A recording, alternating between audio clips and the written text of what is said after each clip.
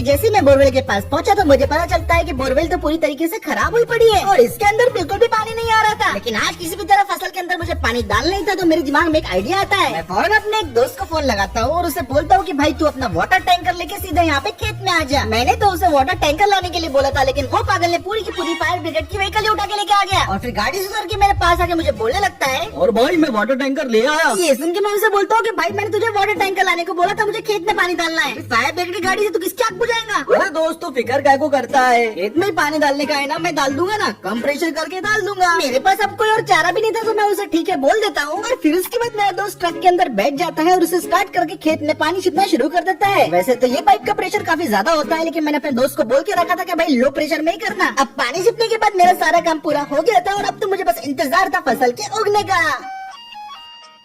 अरे बेटे तुमने सारा काम किया कि नहीं? अरे बाप रे, तुमने तो कमाल ही कर दिया। जैसे ही अंदर खेत में पहुंचते उन्हें दिखाई देता है कि सारी की सारी फसल बढ़िया तरीके से उग चुकी है और ये देख के मुझे बोलने लगते हैं, बहुत अच्छे बहुत अच्छे बहुत अच्छे। तुमने बता दिया कि तुम अपने दादाजी की पोते हो। यहाँ का मेरा काम अब पूरा हो चुका था तो मैंने अंकल को टाटा बोला और वहाँ से निकल गया। वारे न्यारे हो गए माँ। अब मैं ट्रैक्टर को लेके खेत से निकल पड़ा था और मैं सीधा अपने दादाजी के घर पे जा रहा था, लेकिन जब मैं बस्ती के बीचों बीच वाले रोड से गुजर रहा था तभी मेरी नजर सामने जाती है और वहाँ पे थोड़ी भीड़ जमा हुई थी तो मैंने सोचा कि मैं भी चेक करके आता हूँ कि आखिर माजरा क्या है। तो मैंने फौरन अपने ट्रैक्टर को मोड़ा और उस भीड़ की तरफ चल पड़ा। जैसे ही मैं वहाँ पे पहुँचता हूँ तो मुझे दिखाई देता है कि वहाँ पे काफी सारे ट्रैक्टर्स खड़े हुए थे और कुछ लोगों की भीड़ ने एक बंदे को घेर लिया था और वहाँ पे कुछ इस टाइप का तमाशा शुरू था। साले तो आज की आज मेरा पैसा कैसे भी करके चुका। साहब मेरी हालत को समझिए, मैं बस किसी तरह ये ट्रैक्टर चला के अपनी रोजी रोटी चलाता हूँ। अब आप मुझसे ये ट्रैक्टर भी छीन लेंगे तो मैं कैसे जीऊंगा साहब? बहाने बनाता है साला। इतना बोल के वो आदमी दूसरे आदमी के ऊपर जोरदार पंच मार देता है। ऐसे कैसे नहीं देगा रे तू पैसे? तेरे पैसे तो मैं तेरी चमड़ी बेच के वसूल करूंगा साले। चल दे मेरा पैसा साले दे।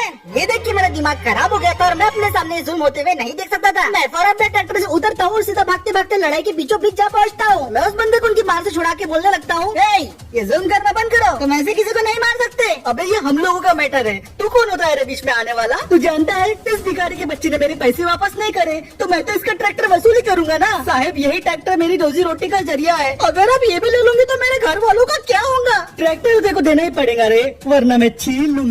ये मैटर तो मुझे कुछ ज्यादा ही सीरियस लग रहा था और मैं इस बंदे की मदद भी करना चाहता था। तो फिर मैं उसे बोलने लगता हूँ, भाई तुझे ट्रैक्टर ही चाहिए ना? अबे हाँ रे, तो ठीक है मैं तुझे अपना ट्रैक्टर दूंगा, लेकिन एक शर्त है। और वो क्या है रे? तुझे अपने ट्रैक्टर के साथ मेरे ट्रैक्टर की रेस करनी होगी। अगर तू उस रेस को जीत जाता है तो मेरा ट्रैक्टर तेरा हो जाएगा, लेकिन तू अगर उस रेस को हार जाता है तो फिर तेरा ट्रैक्टर मेरा हो जाएगा। बोल तुझे मंजूर है क्या? मेरा ये चलन सुनने के बाद एकदम दंग रह गया था और पहले तो वो कुछ बोला ही नहीं। मैं उसे लगातार अपनी आंखों से घूरे जा रहा था, लेकिन उसके मुंह से एक वर्ड नहीं निकल रहा था। पहले काफी देर तक उसने जवाब ही नहीं दिया, लेकिन फिर उसके बाद अपने दोस्तों की तरफ देखा जो उसे बोल रहे थे कि भाई रेस में हिस्सा ले ले। तो फिर उसने बोला, क्या बोलते रे पंटल लोग, ये भिखारी अपने से रेस करना चाहता है। क्या बोलते रे? क्यों ना इसकी औकात इसको दिखा दे अपना। जा ओ वो इसकी औकात इसे दिखा दो दिखा दो दिखा दो।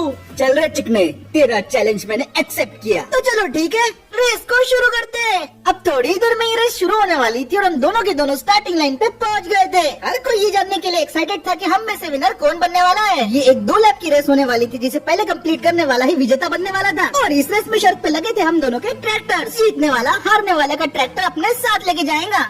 रेस के लिए सभी लोग तैयार हो जाओ, 2 लैप की है रेस। ए साला, इस रेस को तो मैं ही जीतेंगा रे, बस मैं और मेरा HMT। ये HMT वाला बंदा तो कुछ ज्यादा ही कॉन्फिडेंट दिख रहा था। मैंने भी वैसे काफी सारी रेसेस में हिस्सा लिया है, लेकिन ट्रैक्टर की रेस ये मेरे लिए कुछ नया था। अब तो बस मैं यही सोच रहा था कि दादाजी का ट्रैक्टर इस रेस में मेरा साथ दे जाए। क्या तुम सभी लोग तैयार हो? On your marks, get set, go go go गो।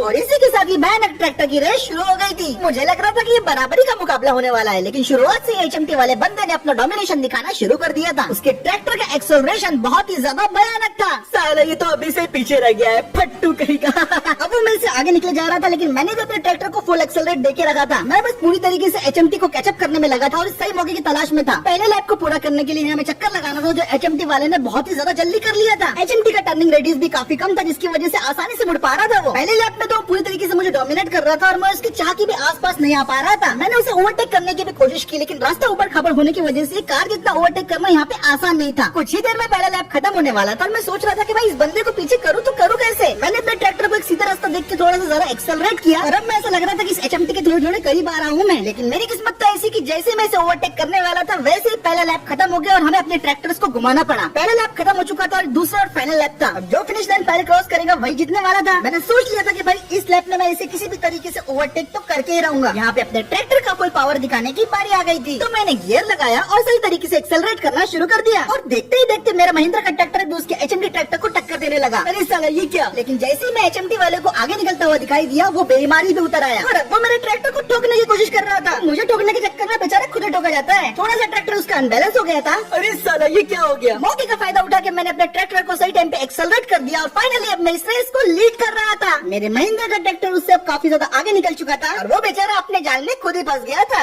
अब तो ये रेस को बस मैं ही जीतने वाला था।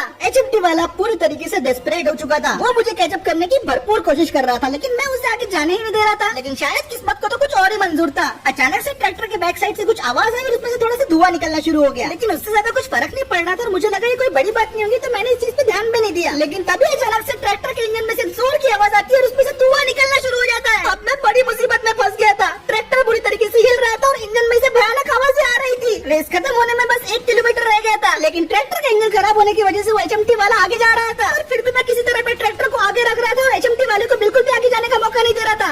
भिखारी। अब वो HMT वाला मेरे और नजदीक आते जा रहा था, लेकिन मैंने भी अपना एक्सेलरेटर नहीं छोड़ा था। ट्रैक्टर का इंजन पूरी तरीके से गर्म हो गया था और इसे कंट्रोल करना काफी ज्यादा मुश्किल हो रहा था। कभी HMT वाला आगे हो रहा था, कभी मैं आगे हो रहा था। रेस में भी कांटे की टक्कर चल रही थी। थोड़ी देर बाद इंजन से और भी ज्यादा धुआं आने लगा और ट्रैक्टर और भी बुरी तरीके से वाइब्रेट करने लगा। ट्रैक्टर की स्पीड धीरे धीरे कम होते जा रही थी, लेकिन मैं भी इतने आसानी से HMT वाले को आगे जाने नहीं देने वाला था। अबे साले सामने से हट जा, देखो तो मैं चीर के रख दूंगा। अब रेस खत्म होने में सिर्फ 100 मीटर बाकी थे, लेकिन फिर भी इंजन खराब होने के बावजूद मेरे ट्रैक्टर ने लीड बना के रखा था और बस मुझे अब फिनिश लाइन दिखाई दे रही थी। मैंने अपने ट्रैक्टर को और एक्सेलरेट करना चालू कर दिया और आखिरकार फाइनली पूरी रफ्तार से मैंने फिनिश लाइन को पहले क्रॉस कर लिया। फाइनली ये रेस मैंने जीत ली थी। साला नहीं। लेकिन यहाँ पे तो मेरे ट्रैक्टर के ब्रेक फेल हो चुके थे। चलते ट्रैक्टर से जंप लगा दिया और ट्रैक्टर पत्थरों से जा टकराया और उसके बाद तुरंत उसके अंदर एक बहुत बड़ा ब्लास्ट हो गया और मेरे दादाजी का ट्रैक्टर धुआं धुआं करके चलने लगा। रेस तो मैं वैसे जीत गया था, लेकिन इस जीत के लिए मुझे एक बहुत बड़ी कीमत चुकानी पड़ी और वो था मेरे दादाजी का ट्रैक्टर। मेरे साथ ऐसा क्यों होता है? साला पर कैसे हार सकता है, कैसे हार सकता है। अपना इतना अच्छा HMT ट्रैक्टर कैसे हार गया। मैं तो यहाँ पे दूसरे बंदे का ट्रैक्टर बचाने के लिए आया था, लेकिन इसके चक्कर में मेरे ट्रैक्टर की वाट लग गई। ये कैसी रेस थी मेरे भाई। साला रे, शर्त के मुताबिक मेरे को इसको अपना ट्रैक्टर देना पड़ेगा रे।